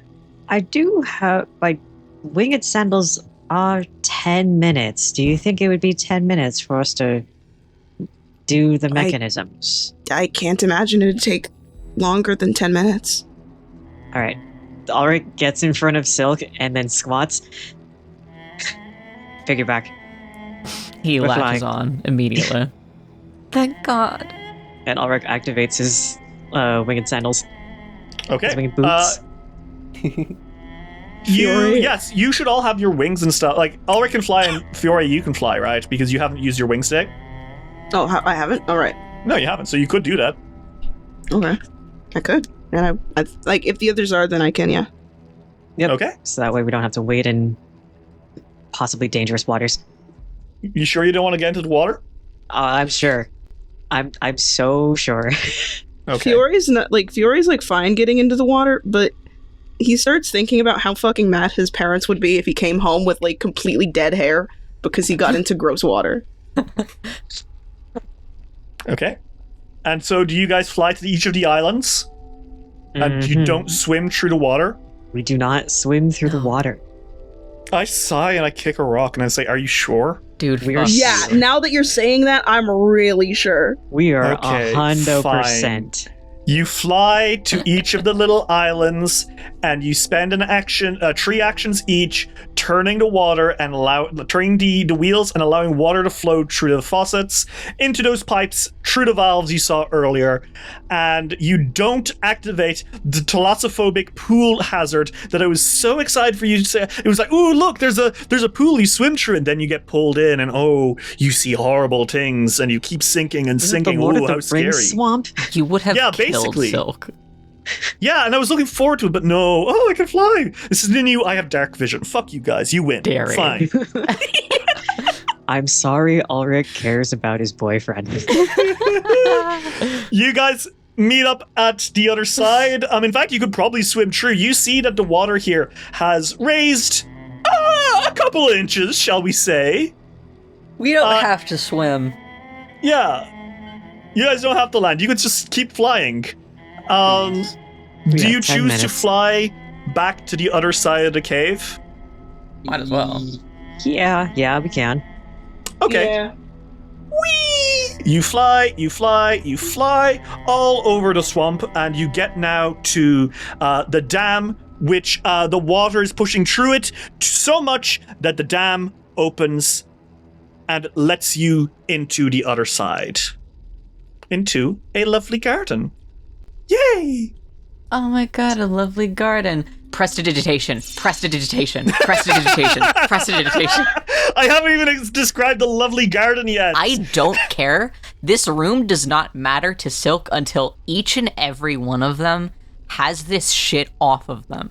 He casts this until he feels completely fucking clean, and until he is satisfied with the other with these other motherfuckers' cleanliness as well. So all 3 of you are very quickly polished off. Although there is something, Silk, something on your hat twitches. He gags. And a slimy form kind of like crawls off the cap and onto the floor next to you. Prestidigitation. Borbo? Yeah, Borbo's looks up at you, says, Master Seal, go fell in. Gross. Stop looking know. like that. I don't like it. He points at Borbo and Prestidigitation. So this room, it's a nice little garden. The water from the dam goes into a kind of basin surrounding a weird, ugly tree. The pool is fed by a channel in the west wall between two sets of black stone double doors. The water flows out to the north through a metal dam. So you have successfully fed the water into a mechanism which now opens the double doors. You've undone the lock on them using a water puzzle. Hooray. So you can push those open with ease now. And you've successfully finished the final test of the Abomination Vaults. This is the worst Hooray. bit. Everybody fucking hates the water temple part. Well, what now? Truly, I don't want to stay here long. Let's leave. That's fair. Fiore, open this door. Okay, relax. I got it. And he goes to open the door. He's startled for a second. He's like, oh my god, jeez. You have to look like that. My god. They are hard to look at. Yeah, you guys open the door, and standing in the middle of the next chamber is Lady's Whisper, who again, let's just talk about her appearance. Human torso skeleton with forearms, giant bat wings, and a weird black veil over a skull fanged face. He's startled by this. Stares at you. Silk thinks to himself, A Kyonin body scrub could fix her. She stares at you. Okay, we've finished it. She stares at you. Do you, need to talk through someone? She's got Wismere, but she stares at you. But that's what he's like, that's what he's trying to talk to her. He's like, I don't know what you want. I would say Wisp got your tongue, but you clearly have it instead. Oh god, look over here. Yeah, do you want to know the description of this room? This room called Maw of the Goddess? Oh, that's fun. The vaulted ceiling of this massive chamber reaches 80 feet high and is carved with intricate patterns of bone, swamp weeds, and misty swirls. To the south stands a huge dais, its stone carved into crooked, cracked teeth. Upon the dais rests a massive skull, its eye sockets empty and its visage menacing. A channel of filthy water cuts across this room, emerging from the base of the walls on the east and west side. Double doors bracket each channel outlet. And I will say, that water that leads into the basin from the water trap, you realize it's not flowing out of the basin. It's flowing into the basin. The source of the water is in the room behind her, behind these big-ass double doors. And judging by how intricate these double doors are, you have a feeling that's the room you want to go to. I wonder why she's giving us the silent treatment. Okay, well, let's keep moving, I guess. She gets in front of you. She, one flap of her wings, she interposes. Okay. And Let's finally, keep it now. she speaks. Huh. She lets go of Wismere. And she speaks. I know that you are pretenders, defilers. You should not be here. Nhimbaloth thinks you serve some purpose in her plans, but I disagree. You are not worthy of witnessing her perfection. I'm gonna give you one chance to step aside. I would say the same to you, child. But you are out of chances. It would have been merciful to die back in the challenges. May you see the sun. Shit. Her face contorts into that of rage, and everyone, let's have a fucking boss fight with Lady's Whisper. Top of the order, Silk Witchhelm, Lady's Whisper, the High Priestess of Nhimbaloth, the second highest ranking creature in this entire dungeon, second only to Lady Belcorra Harrovex herself, the ancient Aub prophet who found this place and pledged herself to Nhimbaloth millennia ago, who built the first floor of the Abomination vaults, which welcomed Belcorra 500 years ago, stands before you, darkness glowing in all four of her hands. What do you do? What I think I'll do is take a little steppies this way. Okay. And I'm going to cast a cone effect. I'm casting Vitrifying Blast. Nice. Okay, hit her. I will. Give me a reflex save, please. Okay. That is a 30. So on a success, what happens? On a success... Damn, she just succeeded. That's just about. On a success, target takes half damage and gains weakness 3 to sonic and bludgeoning damage for 1 round. Very nice. Okay. Well, hit me that damage. Half of 8d6 piercing, which is going to be half of 25. That's 12 damage. Yeah. Okay, nice. Okay, and is that your turn, Silk? Yes, that's it. Okay. Ulrich Revra, it is your turn. Ulrich is going to start with a rallying anthem just in case. Okay, good call. And because of the setup, 6th rank noise blast. Nice. Okay. Should make that fortitude save. And that's going to be a critical success. Unaffected then. Yeah, you blast her with a sonic blast, and she takes it like it's nothing as her wings flare out. Well, that's Ulrich's turn then. And then, unfortunately, it's going to be the Aub Prophet's turn. She raises all 4 of her hands, and in her palms, white fire explodes, and she screeches and says, I know that you did not play by our rules.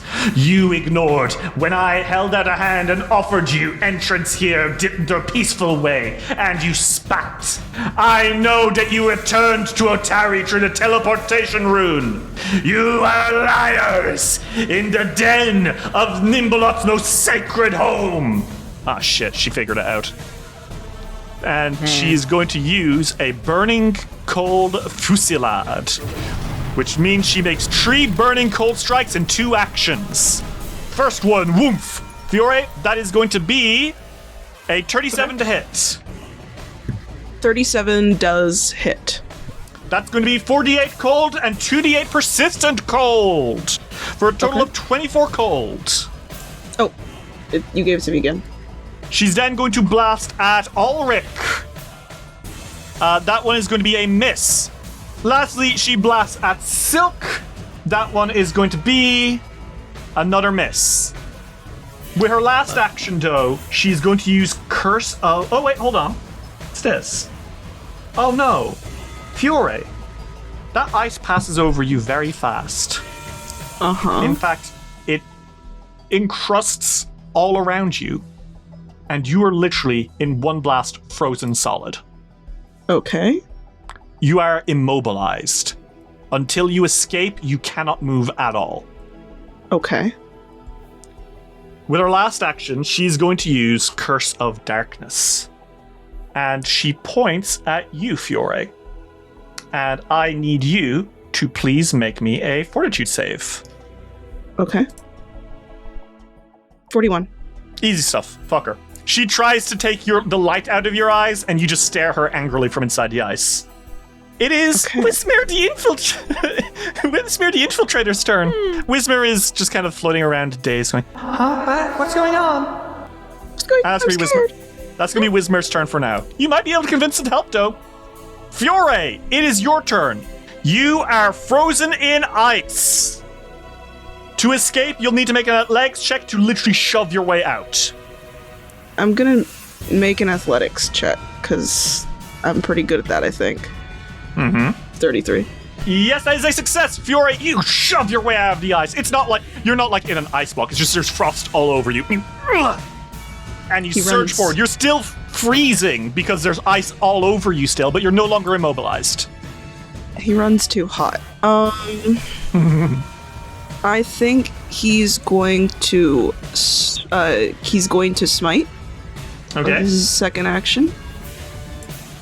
And then he's going to, I think he's going to attack her. Okay. Just because it's the easiest thing to do this turn with everything he wanted to do. Oh, wow. Damn. 41. That is a hit, not a crit. That's fine. 21. Very nice. Yes, she takes that damage. Okay. And is that your turn? Yes, it is.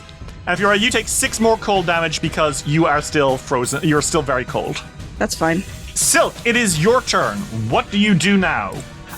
The Lady's Whisper blocks your path into the Church of Belcorra. It's not very nice. No. I didn't mean to put that down. Don't look at that. She probably has a pretty good will save, huh? She might. You could try it anyway. Fuck it all. You could recall knowledge to also see how bad it is. Yeah, I guess I have the extra action too as a fucking spellcaster. I'll recall knowledge. Okay. So with her, it would be... Well, yeah, you tell me what. I have a recall knowledge button, bitch. Okay. Okay, yeah, you stare at her. I think what I will give you is you know that even her worst save is higher than your highest save. That fucking sucks. Alright?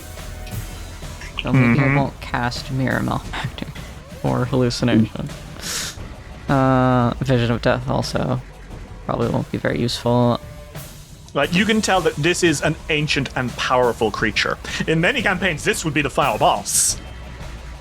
Yeah. Hey, I have a question. Yeah, what's up? We're not on our home plane. No, right. She's not on her home plane. I would like to consult my tome list. Wait, I have a spell just for this. I'd like to consult my tome, please. The way banishment works is it will only send her back home forever on a critical failure. If you fail, she'll just be sent home for like, I think, an hour or so, and then she'll be back. Is that still something you want to do? You want to risk it? Well, I would like to risk it for a biscuit because now's the time. Now's the time, right? Fuck it. Let's give it a shot. Worst comes to worst, nothing happens. Yeah. All right. Cast me that spell. Well, you can't do it this turn, right? Did you recall knowledge? I guess not. Yeah, how many turns does it take to consult tome? Consult tome is an action because you're entering a stance. What I will say is if you have anything that could reduce her saves, now would be a good time to use them. I guess if I tried to cast Vision of Death, I could make her frightened. That could be something. But, give it a shot, right? What's the worst that could happen? Whatever. Quick and casting. The only time I could do it today. Vision of Death. Okay. I mean, the will save, and why don't you crit succeed for me? Oh, let's see. Just a success. Just a success. And hey, that's gonna be interesting. Sure. So that's gonna be half damage and frightened 1. Okay. Half of 25. That's gonna be 12 again. Actually, she's gonna take 22 damage because she's weak to mental because she's basically only made of taunts. Yes. Oh my god. So she takes all that damage and she is frightened 1. Now that frightened condition will wear off before your next turn. That's fine. But if anyone else can frighten her as well, that's something, right? Let her stupefied. Is that also a thing? That would work too. That would work. Perfect, because I have a thing I could set up for In fact, you could probably... Ulrich, it is your turn now. You can now stack that shit on her before she gets or loses her frightened. That's hilarious. Ulrich is fucking pissed. Heinous future. Oh shit, what's this do? You hold up a fractured mirror to the target, and in the mirror it sees the thing that may yet come to pass, a ghastly foretelling that the target instinctively knows it's eerily possible. Not a guaranteed thing, just dreadful possibility. But it haunts the target's thoughts all the same. On a success, it is slowed 1 and stupefied 1 for a round. Failure, slowed and stupefied 1 until the next time it gets 8 hours of rest. Crit failure, slowed 2, stupefied 2. Decreasing these conditions by 1 for each 8 hours rest it gets. Well, let's see. Please succeed, because I have a flavor thing that I can do. I'll reroll it, come on. It's because you were sickened, that's so unfortunate. Yeah. Oh my god. That is a fucking failure. Oh. I rolled a 26. Oh my god. Do you want to know what happens, actually? Because it's not a fractured mirror that Ulrich holds up. Yeah? Ulrich, I think he's so fucking pissed that the curse does sort of mess with his features a little bit. Oh. In a voice that is a little distorted from their own, he looks up with completely black eyes, sclera and all, and says, "Do you really have the authority to defy your goddess?" Holy shit, bro! Oh my god. In that moment, Lady's Whisper sees visions swimming through her mind of the punishment that a god of total decimation could have waiting for her. And she is stupefied and slowed. Bricked. Holy shit, dude! And I'm often saying this. Bricked. I'm bricked. I gotta put a cool voice effect on that shit. Please do. Agree. Please. It is Lady's Whisper's turn, and she is frightened, slowed, and stupefied. She snarls now as she looks at you, and she says, "I am the authority on Nhimbaloth. I voice her will." And she is going to cast on you, Ulrich, Shadow Blast. I need you to please make me a... Oh, it's either your reflex or will. In this case, it's going to be will. Okay. Hey, that is 25. 25 is going to be a failure, I'm afraid. That is going to be 7d8. And the damage type varies. I get to choose it. In this particular case, it's going to be cold, because she likes cold. Okay. So it's going to be 20 cold damage, Ulrich. Okay. Yikes. And that's all she can do on this turn. Her frightened condition drops by 1 as her turn ends, but she's still stupefied and still slowed. Mm-hmm. It is Wismer the Infiltrator's turn. And he looks around and he goes, "What's happening? What's going on?" I think that Silk looks over at Wismer and he says, "Would you like to redeem yourself? Help us." "Wait, is this the lady who was squeezing me?" "Yes. She was hurting you very bad." And Wismer's dorky little face turns and looks at the Aub prophet. And then his mouth kind of opens wide and his eyes widen and he goes... and his light flickers and he is going to help you by... Do you remember when he was fucking with you? Yeah. As a fake Slumberstone? Yep. Hey, will-o-wisps have fear powers. Right. So he glows with a horrible light, and he is going to use his dread flickering to force her to make a will save or become frightened. And that is a failure! "Woo!" Meaning she is frightened 1 again! And yeah, okay, what happened? Okay. And I think that's what he's going to do because he doesn't really know much else about what's going on. He looks over and says, "I don't know what's happening, but I don't want to be here anymore." And Fiore, it is your turn. Right now, the goal seems to be, can we reduce this bitch's will save at all? Otherwise, just hit her with a sword. Can't go wrong. Fiore is not really that good at that. Wait, from the last fight that we did, because we did fight her before. Mm-hmm. Was she affected by the light? Oh yeah, she didn't like the light at all. Oh, well. Vital luminance. All right, tell me about this. It's you draw a life force into yourself and you become a beacon of vitality. You glow with bright light in a 30-foot emanation, and then dim light for the next 30 feet. And then there's the luminance reservoir that raises every turn by 4. Mm-hmm. Okay. I don't think she's undead, but she's not. She would have taken vitality damage if she attacked me while being undead. Either way, he's going to cast it. Your hair glows, your eyes glow, there's light everywhere. And she needs to make because she has light blindness, you remembered, she needs to make, she just becomes blinded for a turn. Awesome.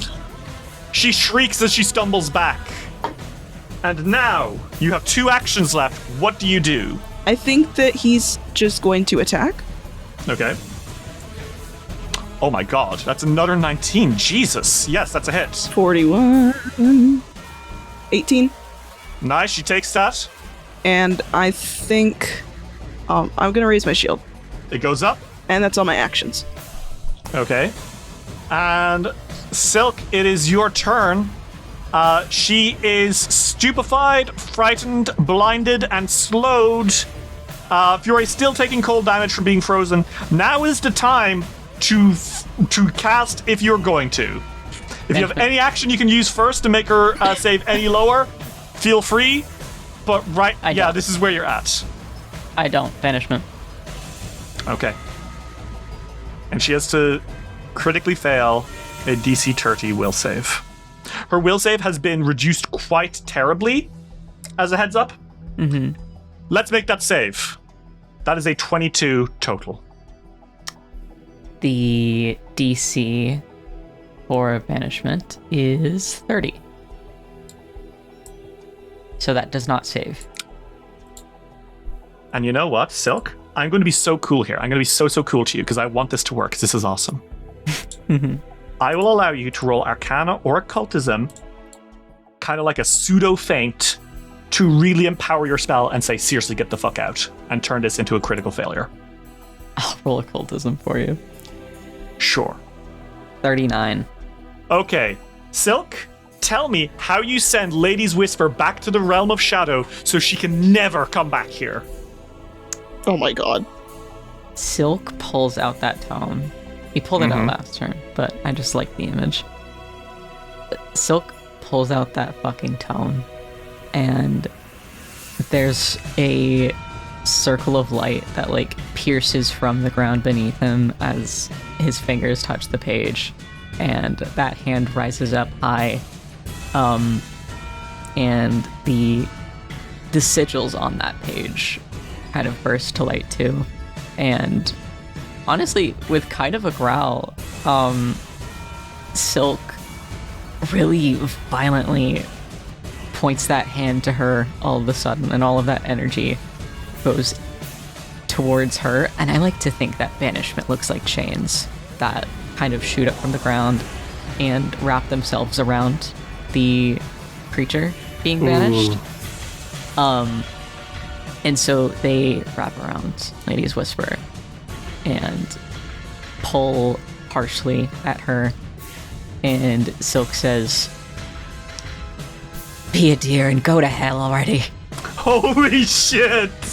And with that, the chains drag her back under, and in a silent scream, the High Priestess of Nhimbaloth, the most powerful worshipper in the Abomination Vaults, is ripped from this world. Oh my god.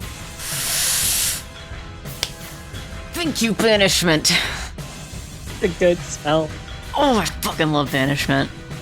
Holy shit. Well, here the three of you are. Well, that's one thing taken care of. Okay. Hello. Hi.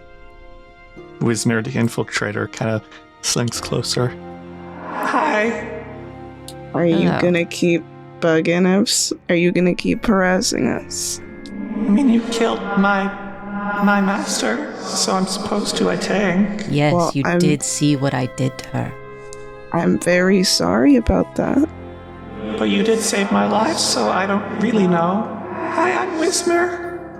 Hi, Wisner. Should I kill you? No. Not What am I supposed to do, Dan? Well, what do you want to do?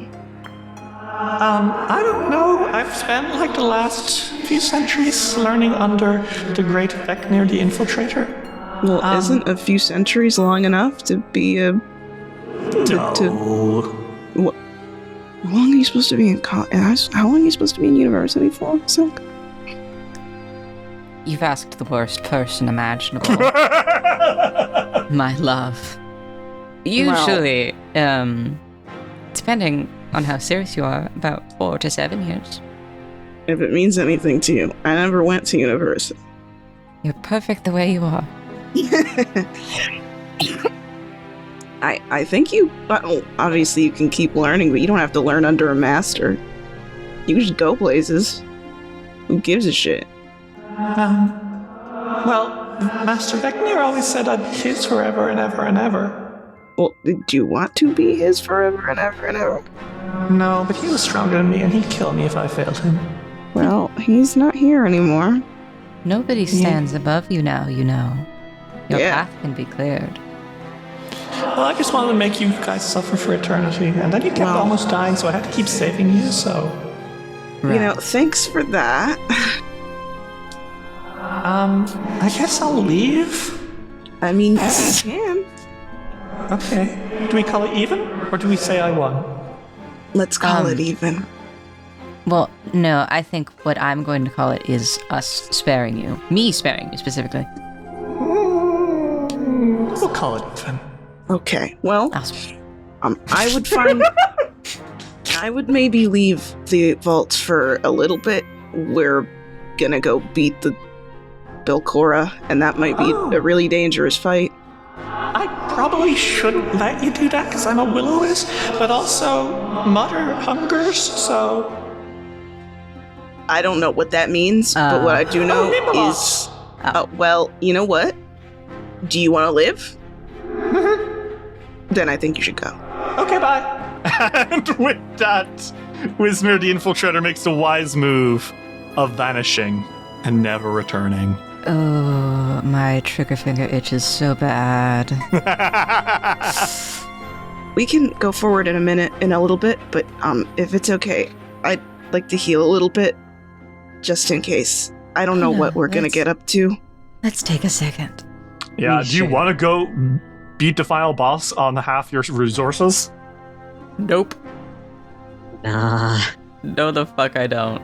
Yeah, maybe it's best to take a moment and head back home in a bit. I mean, we could definitely do that and then come back. Yeah. Mm-hmm. Do you guys want to heal at all before you go? Yes. You're definitely all kind of battered. Yeah. Silk's okay. Yeah, Silk's fine. But Fiora, you could probably lay on hands yourself and Ulrich. Yeah, he's gonna do that. I also still have my soothes. Sure. Well, Fiore. So that's going to be 36 healing to you. And then that's going to be 18 healing to Ulrich. Are you? I think, Fiore does that, and then he, tilts his head. And he goes, Ulrich, that didn't feel as strong. You did, my spell felt fine. But it felt like you were, you didn't take it. It didn't... Hang on. Ulrich casts a rank 5 soothe on himself. Okay, how much healing is that? Roll healing? 54. You are going to heal 27 HP. It's on me as well. It's probably from the swamp. It's not from the swamp. By now, your sickness is worn off from the swamp, actually. Is it... What's wrong with the curse? I got cursed again. Should we go back? You're lot to die. Yeah. Ulrich. So long as you have the third form of Nhimbaloth's curse, all healing you receive will be halved. This is an issue. Okay. Are you kidding me, Derry? This is not ideal. Try to defeat my final boss now! This fucking guy, dude. Okay, well, that's problematic. Entirely. You need to stay far away in the fight. I definitely agree with that. I also think that you should see if we should take you to the temple or something, or wherever the exorcist is, see if both the temple and him can do anything to help with this, at least for the time being. At least. I think we should hurry back and see what we can do. Yeah. Thankfully, teleportation. No time like the present. Don't have to go too far. That's fantastic. Fiore, Ulrich, and Silk. Only one enemy remains in the Abomination Vaults now. The dreaded Belcorra Harovex awaits you in the double doors beyond Maw of the Goddess. You trudge your way back through the Temple of Nhimbaloth, return to the teleportation circle and to Otari. And when you come back next, it will be to destroy Belcorra. Enjoy your last few days of downtime in Otari, for they may well be your final time of rest ever.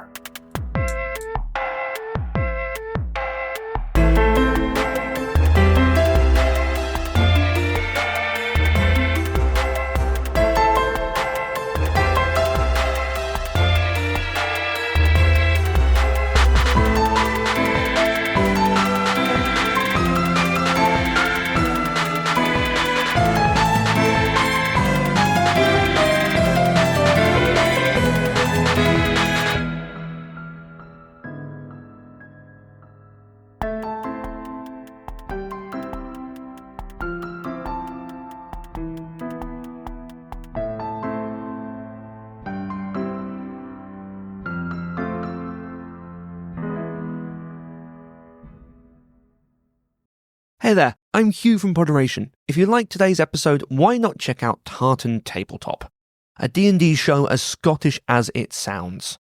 I won't terrify you with my attempt at a Scottish accent, but I can assure you that Tartan Tabletop is some of the funniest tabletop content you will hear all year.